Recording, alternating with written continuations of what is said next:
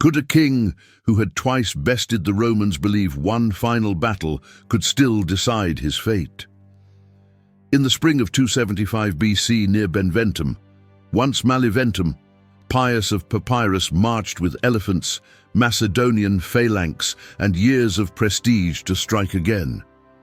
In opposition to him, Consul Manius Curius Dentatus led Roman soldiers into a field that would mark a sea change equipped with novel strategies and hard-won discipline.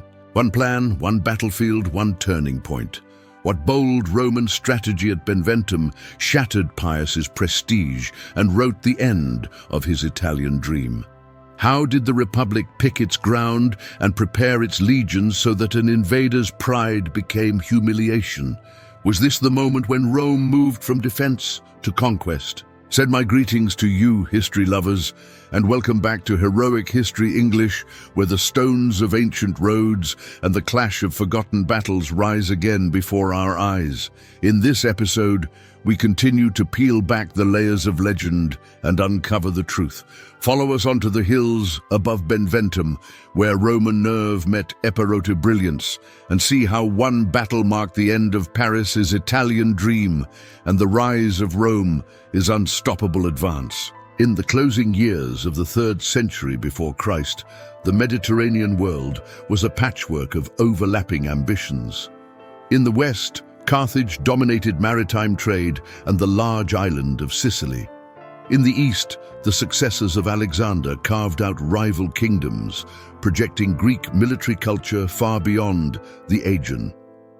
And in the middle, across the rugged backbone of Italy, a still young republic was learning to extend its reach by road, colony, and alliance rather than by royal decree. By 275 BC, the war that posterity would call the Pyrrhic War had drawn all these threads into a single theatre, southern Italy, where a Hellenistic king named Pyrrhus of Epirus sought to transplant the model of Macedonian arms onto Italic soil, and where the Roman state, hardened by defeat yet unbroken, sought to end once and for all the experiment of a foreign monarch dictating terms on its peninsula. Pyrrhus himself was no ordinary adventurer.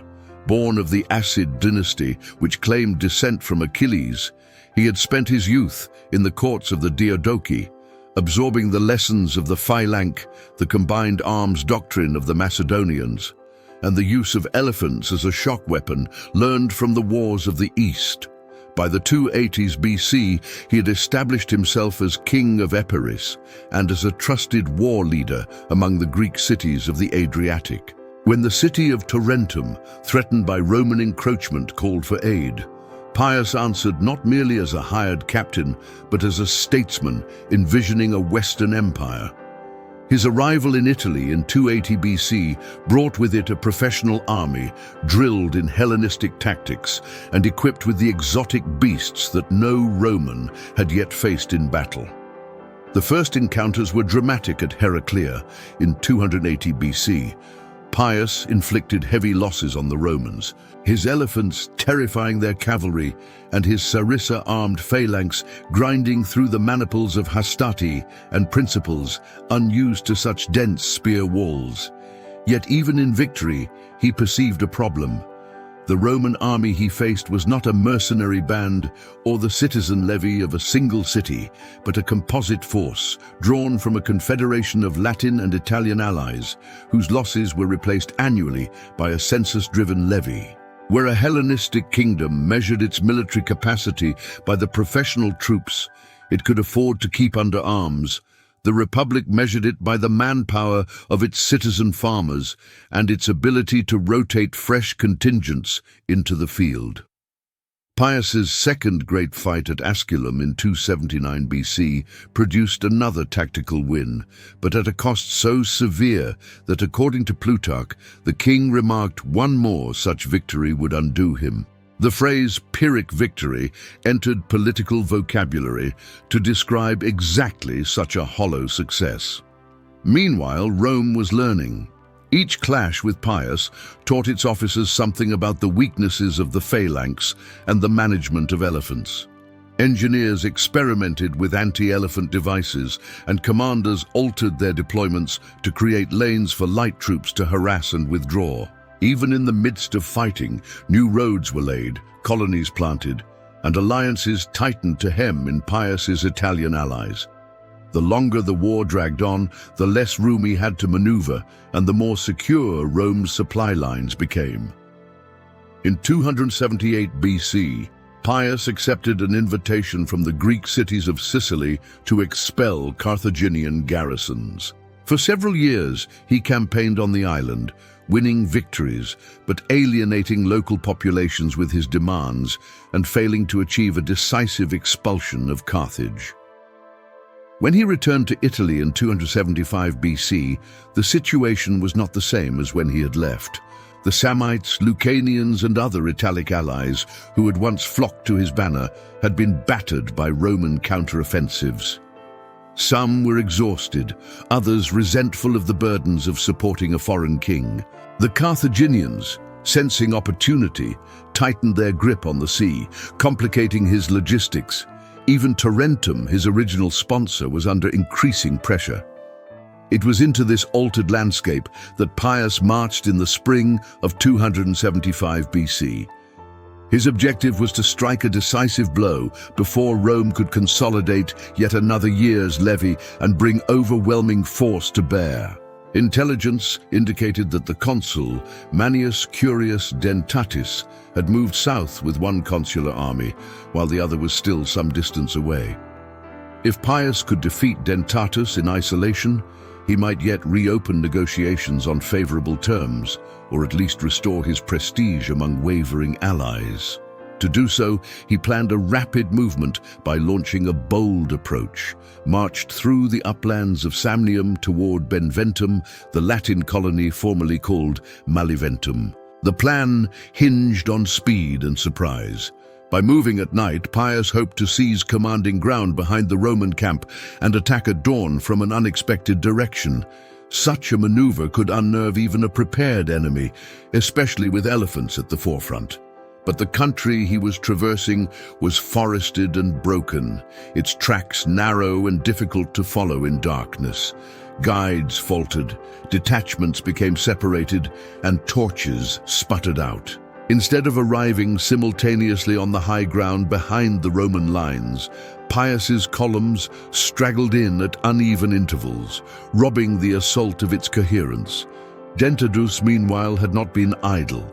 He had chosen his encampment with care near Beneventum, anchoring it on defensible slopes and ensuring ready access to supplies.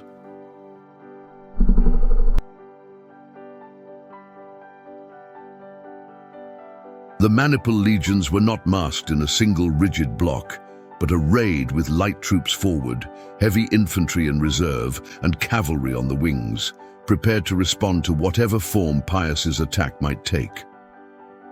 By dawn, on the appointed day, the Romans were already under arms, their valites ready with javelins, and their heavy infantry drawn up behind. When Pyrrhus marched back into southern Italy in 275 BC, the army he brought with him was not the same fresh, confident host of 280 BC. Years of campaigning in Italy and Sicily had consumed many of his veteran troops and drained his treasury. Yet he stilled one of the most sophisticated composite forces of the age, a living demonstration of holistic combined arms. Contemporary estimates filtered through later writers vary, but most suggest that at Beneventum, Pyrrhus commanded perhaps 20 to 25,000 infantry, several thousand cavalry, and an as yet formidable, though reduced contingent of war elephants.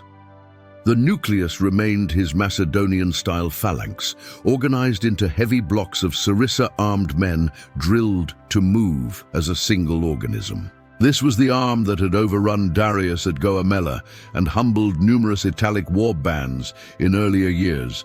Each file held its long pike at a different angle, creating a bristling hedge of spear points impenetrable to frontal assault. Supporting this phalanx were lighter infantry from his Greek and Italic allies, peltasts and skirmishers able to operate in broken terrain, some drawn from Samnite or Lucanian stock who knew the hills intimately. He also fielded cavalry of mixed origin. The Epirot and Thelian horsemen, armored with breastplates and equipped with spears, gave him shock capability on the wings, while Italic contingents added numbers and local knowledge. The jewel of his army, however, remained the war elephants, perhaps 20 in number by this stage, down from the 40 he had once deployed, but still enough to overawe enemies and disrupt Roman formations. Each elephant carried a wooden tower, howe with missile troops, and was accompanied by special handlers trained to control and in extremists to kill the beast if it panicked. Pyrrhus had seen elephants win battles. He had also seen them turn into liabilities. Yet he knew that in a set-piece clash, they remained his one truly unique weapon. Rome, by contrast, brought to Beneventum not a professional standing army, but a citizen levy, honed by 5 years of war against the very man they were about to face. Consul Manius Curius Dentatus commanded a full consular army, probably around 25 to 30,000 men, when allied contingents were included. The Roman legion of this era was already divided into maniples, small tactical blocks of about 120 men arranged in 3 lines of hastati principes and triarii. This structure allowed for flexibility unthinkable in a phalanx. Units could wheel, refuse a flank, open lanes for skirmishers, or feed fresh troops into a hotly contested sector while withdrawing exhausted ones. The front rank of the legion was formed by the elites, young lighted javelin men equipped with small round shields and a handful of throwing spears. They acted as the screen, harassing the enemy and then melting back through the gaps in the heavy infantry to the rear.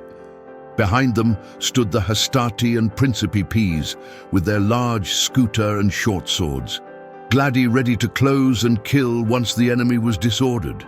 The triarii, older veterans armed with long spears, formed the last reserve. This combination gave Rome both staying power and a built-in mechanism for absorbing and countering shock weapons like elephants. Velites could harass and draw them in. Maniples could open to let them pass. Triarii could form spear points to wound or repel them. Equally important was the allied wing of the army. The Latin and Italian SOI furnished as many troops as Rome itself, sometimes more, including cavalry, which in the Roman army of this period was relatively scarce. By 275 BC, these allied contingents were deeply integrated into Roman command structures, often deployed on the flanks or in mixed maniples alongside citizen soldiers. This gave Manius Curius not just numbers, but a degree of regional intelligence and versatility.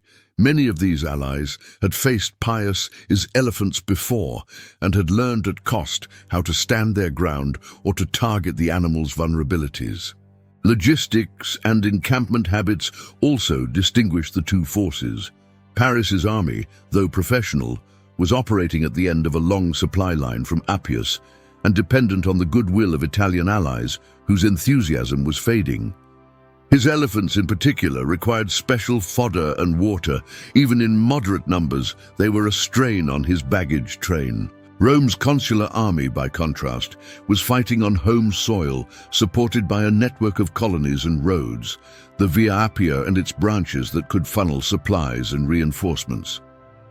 Dentatus had chosen his ground near Beneventum with this in mind: establishing a fortified camp, digging ditches, and arranging his baggage securely in the Roman manner so that his combat troops could maneuver unencumbered. According to Plutarch, during the 3 years Pyrrhus spent campaigning in Sicily, the Samnites suffered repeated defeats at Roman hands and lost much of their territory. This bred resentment, so that when Pyrrhus returned to southern Italy, most Samnites did not join him. Cases Dio adds that the Samnites, being hard-pressed by the Romans, compelled Pyrrhus to march once more to their aid. In Plutarch's account, despite this lack of Samnite support, Pyrrhus still resolved to engage the Romans. The consuls for 275 BC were Lucius Cornelius Lentulus Cadinus, fighting in Lucania, and Manius Curius Dentatus, operating in Samnium. Pyrrhus divided his forces into two divisions, sending one to confront Cornelius Lentulus, while he himself led the other on a night march against Manius Curius, who was encamped near Beneventum and awaiting his colleague. The king hurried to engage Manius Curius before the other consul could arrive, but the troops lost their way because he took a long roundabout route through woods. Their torches went out, and detachments fell behind. Dionysius of Hyrcanus describes how Pyrrhus's men marching along long trails that were not even used by people, but were mere goat paths through woods and crags, could keep no order, and even before meeting the enemy were weakened by thirst and fatigue. This delay meant that at dawn, Pyrrhus was in full view of the Romans as he advanced from the heights. The collision that followed bore little resemblance to Pyrrhus's earlier victories at Heraclea and Asculum. Instead of catching the Romans off guard, his advance guards stumbled into prepared skirmish lines. Roman light troops surged out to harass the leading elements of the phalanx, loosing volleys of pila and stones before slipping back through the gaps between maniples. This disrupted the cohesion of Pyrrhus's forward units and slowed the deployment of his main body. As more of his army arrived piecemeal from the night march, the terrain and Roman harassment prevented him from forming a single, unbroken front. Plutarch relates that Manius Curius led his men out of the camp, struck the enemy's advance guard, and even captured some elephants left behind. This success brought him onto the plain where he could engage Pyrrhus on level ground. He routed some enemy lines, but an elephant charge drove him back to his camp. He called on the camp guards on the ramparts, who came down and hurled javelins at the elephants, forcing them to turn. As they ran through Pyrrhus's ranks, disorder spread, and the Romans pressed the advantage, causing them to retreat. Recognizing that he could not wait for perfect alignment, Pyrrhus committed his elephants to try to smash open the Roman line. The massive beasts advanced, with towers of archers on their backs, trumpeting and kicking up dust. But the Romans had learned from bitter experience. Valites and allied skirmishers concentrated missile fire on the elephants' vulnerable spots, eyes, trunks, and the unarmored sides, while trumpets and shouts added to the confusion. Some maniples opened lanes, allowing the beasts to surge into pockets where they could be isolated and attacked from multiple directions. Others planted stakes or used fire to frighten them. Both Dionysius of Hyrcanus and Cassius Dio mentioned the key moment. A young elephant was wounded, shook off its riders, and wandered in search of its mother. The mother became excited, the other elephants grew turbulent, and everything was thrown into confusion. Dionysius says the Romans killed 2 elephants and, hemming 8 others in a place with no outlet, took them alive when the Indian may surrendered. Cassius Dio likewise says the Romans captured 8 elephants, killed many men, and then occupied the enemy's entrenchments. At least 1 elephant was seriously wounded and panicked. The effect was immediate and cascading. A frightened elephant could become a battering ram against friend as well as foe, trampling soldiers and throwing the phalanx into disorder. As the beasts turned and crashed back into their own lines, gaps appeared in the Epirrus formation. Roman centurions seized the moment, leading maniples forward into the seams before Pyrrhus could plug them. The phalanx, deprived of its shield of elephants and deployed on unfavorable ground, lost the dense cohesion that gave it strength. Its long pikes became unwieldy in close quarters where Roman swords excelled. Cavalry actions on the flanks compounded the problem. Pyrrhus's horse, meant to exploit breakthroughs, found itself engaged and held by Roman and allied riders who had learned to blunt charges with javelins and to draw enemy cavalry into broken ground. Without effective cavalry support, the phalanx flanks were exposed and its retreat paths narrowed. Pyrrhus attempted to rally his troops and restore order, but the disjointed arrival of his night columns and the self-inflicted chaos of the elephants had already tilted the battle against him. The clash at Beneventum did not annihilate Pyrrhus's army, but it shattered the last illusion of momentum that had sustained his Italian adventure. As the dust settled over the rolling hills near the Latin colony, both sides could reckon the immediate toll. Roman casualties were significant, but not crippling. The manipule structure and the defensive camp meant that wounded and supplies could be tended and losses replaced. For Pyrrhus, however, even a modest loss of men and elephants was a blow he could ill afford. His veterans were irreplaceable, his elephants few, and his treasury strained from years of campaigning abroad. The strategic initiative once is now lay with Rome. News of the battle spread quickly through the communities of southern Italy. Samnite and Lucanian allies, who had endured Roman counterattacks during Pyrrhus's Sicilian expedition, began to reassess their commitments. Some quietly withdrew contingents. Others opened secret negotiations with Roman commanders. The aura of invincibility that had clung to the Arsacid prince since his arrival at Heraclea 5 years earlier dissolved in the smoke of his retreat from Beneventum. Without a decisive victory to bind them, his Italian coalition frayed, and the logistical corridors that had fed his army narrowed to a trickle. Pyrrhus himself recognized the changed reality. In the weeks following the battle, he regrouped his forces and fell back on Tarentum, the last major Greek stronghold willing to host him. There he weighed his options. To continue the war in Italy would require fresh reinforcements from Epirus or from his allies in Greece. Men, money, and elephants he did not have. The Carthaginians, once preoccupied with his operations in Sicily, were now emboldened to harass his sea routes. Macedon, always restless, demanded his attention. The king, who had once crossed the Ionian Sea as a champion of the Hellenic West, now found himself a weary wanderer with diminishing prospects. By late 275 BC, Pyrrhus made the fateful decision to quit Italy altogether. He left a garrison in Tarentum, but embarked for Epirus with the bulk of his remaining army, effectively conceding the peninsula to Roman ascendancy. 2 years later, in 273 BC, Tarentum would surrender to Rome, and with its fall, the long struggle to contain Roman expansion in southern Italy ended. The Republic emerged not only victorious, but transformed. In the words attributed to Plutarch, "My friends, what a wrestling ground for Carthaginians and Romans we are leaving behind us." Quote, in Life of Pyrrhus, 23.6. With Pyrrhus's departure, the stage was indeed cleared for the next great contest.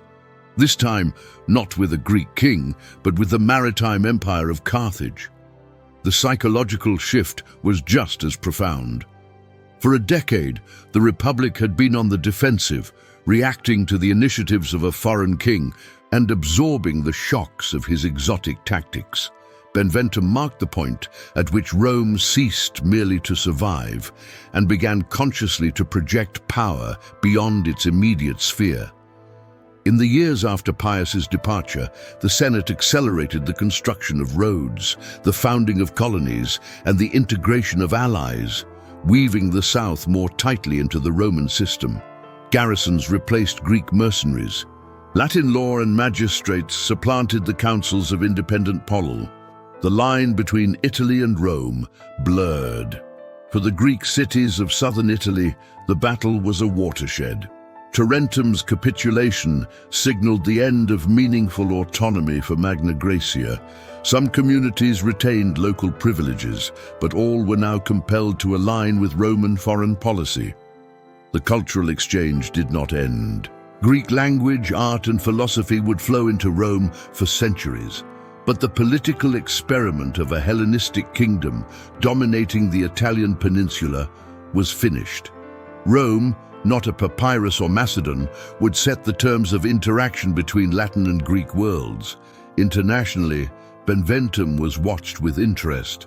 Carthage, which had fought Pyrrhus in Sicily, understood that a Rome unthreatened in its own backyard would soon look outward. Macedonian rulers, too, noted the Republic's resilience and began to adjust their calculations. In this sense, the battle's aftermath extended far beyond Campa.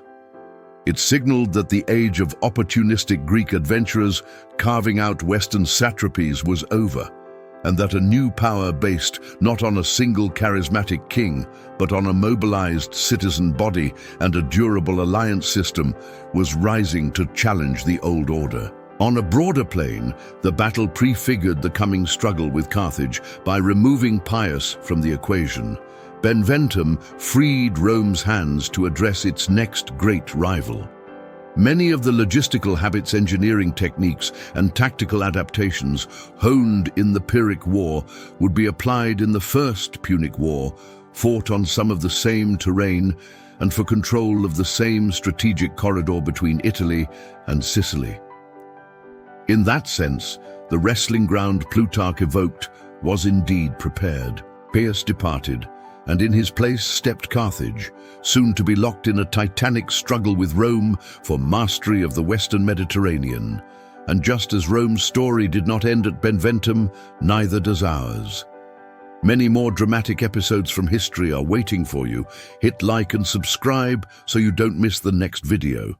See you later on our upcoming journey.